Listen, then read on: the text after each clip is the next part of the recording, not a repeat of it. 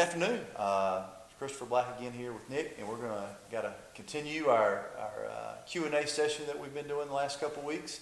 Kind of allow our church and our community to get to know Nick a little bit better. So I'm going to talk to you. First question I got is we talked a little bit last week about the possibilities of our church of us coming back to worship August 2nd, a tentative date. Right. Can you tell us kind of since then what's kind of happened and what's going on with that? Well, like you said, that's our tentative date, our target date. We talked a lot about that last week. Is who knows what's going to happen in the next month, but we're trying to pursue that date as a date we can be back together worshiping in person while also having a live stream so those that don't feel comfortable can worship from their couch and continue to do that. What's happened so far is we've been active. So we had a crew come in on Monday, and we started setting up the Family Life Center because that's where we're going to be worshiping, and set up the platform, tables, chairs, push the goals up so I'm not standing in the middle of the net, and got the podium up there. Now the next step is to see what our wireless networking capabilities are so that we can set up the camera and the live stream for that so that we can have it seamlessly be broadcast at home as well as those that want to come in. We're going to have worship committee task force is going to be meeting, so we're going to be talking about safety protocols. We're ordering masks, so if you want to come to worship and you don't have your own mask but you want to be there, we'll have masks provided, a number of different other safety protocols that we can have, sanitation, whatever it might be, so that when we come, we're doing it safely and we're not leaving people exposed and sick. But we also know that when we worship in person, there's something different about it, something more communal about being together and seeing each other and being a family together in one common space. So we're working towards it. And if you want to come by the Fellowship Hall, or the Family Life Center, and check it out, you're more than welcome to do that. I think it looks nice. I think we reversed it from the last time you were there, and that might be my fault, but I thought it looked better on this side.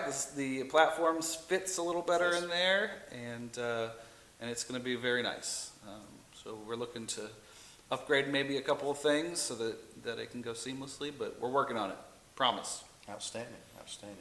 Well, I've been in this town, York, my whole life, and I love it. And I love the closeness, the smallness of it, and I love the way our church fits into that community. My next question is kind of how you see yourself as a minister in a relatively small town. How do you not only serve the people of our church, but how do you also branch that out and work within our community in York to, what is your role in the York community? Well, I think it was John Calvin that said the greatest role a ministry could have is working for the city and being in the city and of the city and the community that you're working in. He said that you should have a political stance, but we're not quite there yet. I'm not don't want to be a politician at all. I want to be a pastor, but that is to the community, and that's a large part of what I see my role as, not just the pastor of this church, but a pastor in the community. And so you had mentioned in our conversation before taping this, my sermon last week was about evangelism. We don't like that E word. It doesn't necessarily mean knocking on doors, I don't think, but it means being actively present in your community, doing Christianly duties and good deeds within our community. And so I think that once we can start being a little more active in our community, once the pandemic kind of falls and people are more comfortable being out and about, we can do some more of those hands-on things within our community. I know we have a close relationship with PATH, but it's reaching out to other nonprofits in town and saying, what do y'all need? How can we be helpful? It's reaching out to other communities of faith and saying, what are your needs? How can we be partners in this together? Because you're also ministering to the community. While we might have different theological stances on different things, we're still brothers and sisters in Christ, and we still need to work together to meet the needs of our community. And the last thing is just listening. I talked about that in a sermon. Listening to how the community is reacting to different things going on in our community and responding. So listening for God's call through that, and then being active, proactive, and being a response. So that my hope and dream is that when something happens in this community that they need a spiritual leader, they can come to us and they know, oh, I got to go to First Church because they're going to have a response. They're going to be able to guide us and help us through spiritually, through whatever it might be going on. So that's how I hope to shape and move our ministry out towards the community. Right now, we're just trying to get back into the building to worship. Doesn't mean that we have to be the church in the building, but right now that's our focus. And eventually we're going to get there. So, All right.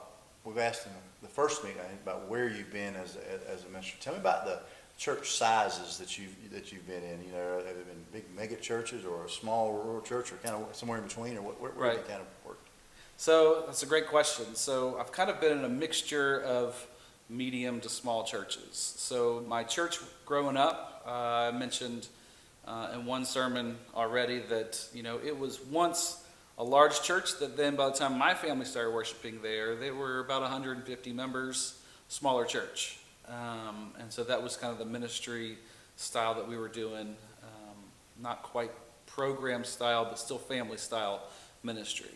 And then the church that I first served in seminary and then was ordained in that church, it was about a 600 member congregation. So it wasn't, I would say, a mega church. It wasn't over 1,000 members, but we had multiple pastors on staff, and the youth program, which I was over, had 40 kids every Sunday that were coming to the youth program. So it was a large programmatic style church, and we had a lot of things going on all the time throughout the church. It was a fairly large facility that needed to be maintained. And then when Mia and I were called as co-pastors to a church in Longview, it was about a little under 200 members in the church, averaging 70 to 80 in worship. And we had 2 worship services. So you kind of cut that number in a third, smaller group in the first service, and then a little larger group in the second service. So that was a little bit smaller church that we were at. So we've kind of done, and I've been a part of similar size churches. And this church, I think, fits kind of in between my last call and then the one previous to that. It's kind of in between with a big facility. Lots of different experiences to draw from. Right, exactly. All right. I had a question from one of our members about your interest in books or movies or series. Tell me what you're reading or what series or movie you're watching. You've quoted a lot of movies already so I can tell you're an avid watcher. I do love watching a lot of movies. If you want to know, my favorite movie of all time is Tommy Boy. I know it's a guilty pleasure, but I grew up a Chris Farley fan, and you know, I've only been really sad emotionally when a celebrity's died, and that was when Chris Farley died when I was a kid. And so I've just always harkened back to this one movie that I'll laugh at every time, and I'm going to quote it all the time, and kind of that genre of comedy just gets me. I recently watched on Netflix a Will Ferrell movie about, I don't know if you've seen this, it just came out on Netflix, but it's about Eurovision, which is a singing competition in Europe, and it is just the most ridiculous movie. But it's kind of cute, it's kind of good. But if you don't like Will Ferrell, you probably won't like it. It's pretty fun. But I mean, it's just ridiculousness. You have to go in knowing this is going to be stupid, but I'm going to watch it anyways and have a good time. I like serious movies too, and action movies, but really, I'm a comedy fan, and so I'm going to go back to comedy almost every time. If I'm watching a series, like I love Game of Thrones and those kind of series, but right now, when I have nothing to do and I just want something going on in the background, I'm watching Parks and Rec. I just watched through The Office. My favorite show as a kid was Seinfeld. So you know, those kind of sitcoms will get me as well. Books, now Mia's going to laugh because she says you don't read as much as you should. Books, I don't read a lot for pleasure. Movies is what I prefer, but I do read a lot for the call, for the job. So right now I'm reading 2 books at the same time, and they're both about leadership. One is called leadership in the church during anxious times. Very appropriate for this season. And then the other one is called Canoeing the Mountains, and it's about leadership going through, again, anxious struggle times. And I try to get a good balance of what other people have to say about leadership and trying to lead during times that are unknown. And so that's, I thought, was appropriate, and that's what I'm going through. A book that I'm going to ask the session to read, and they don't know this yet, but it's an Enneagram book. An Enneagram is an ancient personality type test. And there's a book called The Road Back to You by Ian Morgan Cron, and it is fantastic, because I believe that once we can kind of understand a little bit about who we are and what motivates us, the Enneagram is all about what motivates you. Once we can understand that about ourselves, and we talk about it in a group, and we say, oh yeah, you're a 1, it's a 1 through 9 system. I'm a 7, and so, you talk about, oh, you're a 1, so you're motivated by this. I'm a 7, I'm motivated by this. And then when we interact with each other, I can communicate with that person more effectively, because I know what they're thinking, or at least I have an idea of what they're thinking through what motivates them. 7s, me, we're motivated by joy. And so if it's going to be something fun, I'm going to be all about it, and let's do it. If I think it's not going to be very fun, I have trouble getting motivated to do it. My wife is a 1, and so she likes to say, that one would be described as a perfecter. She likes to perfect that definition and say she's an improver. And so, 1s tend to want to look at a situation and say, how can I help this along? How can I fix this and get people going? And so there are different numbers for different types of personalities. And it's really interesting. So we're going to be doing that soon. So that's another book that if anybody else wants to read along, you can go get that book on Amazon easily and join in the fun with us. Sounds good. You mentioned several times about your roles with youth, and one of the favorite parts, I remember one of my favorite things as a youth growing up, remembrance, was going to Montreat. My kids really love to go to Montreat, and our church has gone there a couple times recently as a whole congregation to go. Tell me a couple impactful moments you've had at Montreat, whether it be with youth or the whole congregation, or how it may be. I'll give you a couple, and I'll be amiss if I didn't say the most impactful was because I met my wife there. Absolutely. But spiritually, I guess it's somewhat, okay, I'm going to just get in trouble. Most impactful was when I met my wife there. Everything else under that is when I was a kid, Montreat was a place that, you're going through high school, and you're dealing with a lot of internal struggles of how do I fit in, and do I look cool while I do this, and whatever. And it was Energizers. Energizers were stupid little dances that we did, the songs to kind of get us moving in the morning. And my youth group, a couple of the older boys, they didn't do Energizers. And I, someone who's seeking joy, was like, I want to do these. These look like fun. And I'm looking around in an auditorium of 1,000 other kids who are doing it, and I'm like, you know what? I'm going to do this, and I'm going to have a great time. And those guys, they had fun, but I feel like they were missing out on the full body of work that was going on there at Montreat. And so after the end of the week, they saw how much fun I was having. They decided, all right, we're going to give it a shot. So for me, Montreat was foundational in that I don't have to worry so much about what they're thinking or what other people are expecting of me, so to speak, but I can just be myself. And if that's having fun by doing silly dances, that's what I'm going to do.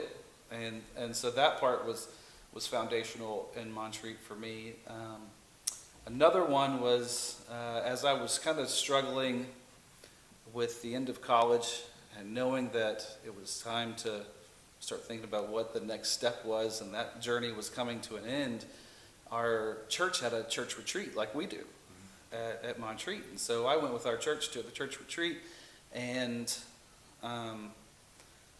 for the longest time I couldn't fall asleep without having some sort of background noise or TV going. And at the South Carolina Inn where we were staying, there wasn't a TV or anything in the room, if you ever stayed there. And so I had trouble getting to sleep, and so I went out on the rocking chairs, and I was like, I'm going to just have a conversation with God. I'm going to pray. And so I prayed for a very long time about everything, giving it all to God and saying, I don't know what's the next thing to come. I applied for planning team at that point and hadn't heard back. I was supposed to hear back at some time around then. I was praying for, I didn't have a relationship that I wanted to have, and many things. And then, eventually fell asleep and walked through the doors the next day of my home in Newberry, because we lived off campus my senior year, and got a phone call from who turns out to be one of my best friends, Clay Boyles, asking me to be on the planning team for Montreat. And at that planning team, I meet my wife. And I'm like, okay, I'm listening, God. Yes.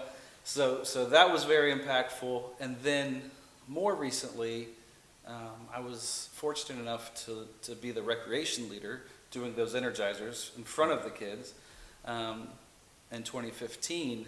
And I was ordained at that time, and was that was between my call in Roswell and going to Texas. I literally left Montreat and drove to Texas with half of my belongings. Mm-hmm. And so I was standing on platform at Montreat, and it was Thursday, which is communion on Thursday, and I was one of the leadership that was asked to do communion, which was a big deal to me because I grew up going to Montreat, wanted to be there.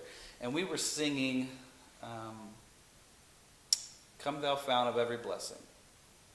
And the youth, if you're on the platform, the lights are kind of on you and you can't really see. And the youth held up their cell phones and they turned the lights on their cell phones. And it was just the most beautiful moment and realization of all the things goals that I had Montreat-wise coming to fruition at that moment, and listening to those voices and being in the moment where we were having communion together. It was just one of the most beautiful things. And so that was very impactful, and you can tell now. It's a very impactful moment, just thinking about it. Well, that's awesome, and I hope that our church, I can't wait for our church to get to experience Montreat with you. Yeah. I'm pretty sure that's something that in the future is going to happen. So that's all I got today. I want to thank you for being so open about yourself. That's not always easy to do, but you're like an open book. You're like, ask and tell, and here it is. So thank you so much again for being here, and we look forward to chatting with you soon again. Jeff, of course, and we'll have more updates on where we are coming forward with in-person worship. So it'll be great. Thank you. Thank you. All right.